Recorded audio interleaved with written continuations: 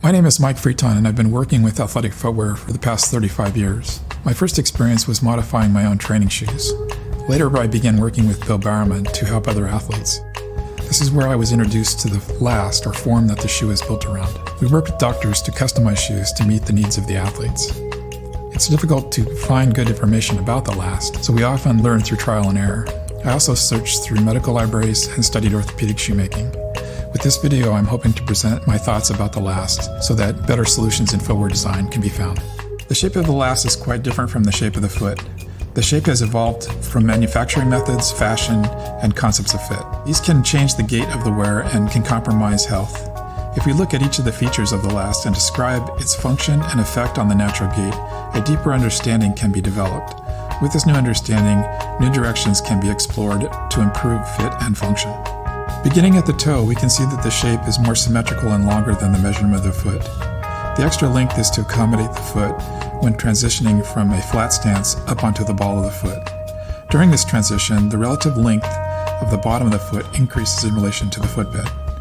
This is much like bending a book where the top page appears to lengthen relative to the bottom page.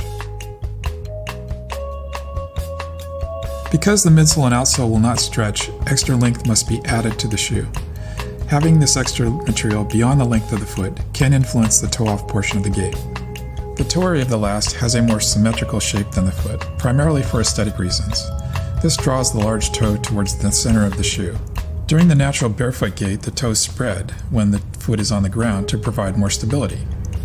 By pulling the toes toward the center of the shoe, it puts the foot into a slightly pronated stance and can contribute to excessive pronation. The next feature is the toe spring of the last. This is built into the last so that the midsole and outsole material will spring up to follow the foot. Without it, you can trip over the sole. If you've ever worn a pair of flip-flops of flat foam, you may have experienced this.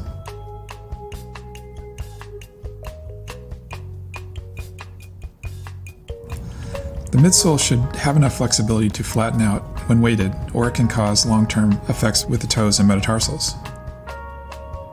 Another aspect to the toe area of the shoe is the midsole taper, where it is thicker at the ball joint and tapers to the tip of the toes. This provides a rocker effect to transition through the thickness of the midsole. When weighted, this can flatten, causing the first toe to drop below the metatarsal joint. This effect also tensions the top of the shoe, pulling the first toe towards the center of the foot and contributing to pronation. The curvature across the ball of the last is a feature called the crown. This provides a slight cross-rocker effect that makes it easier to transition through the shoe. It is important for the health of the foot to maintain a uniform thickness of material across the metatarsals.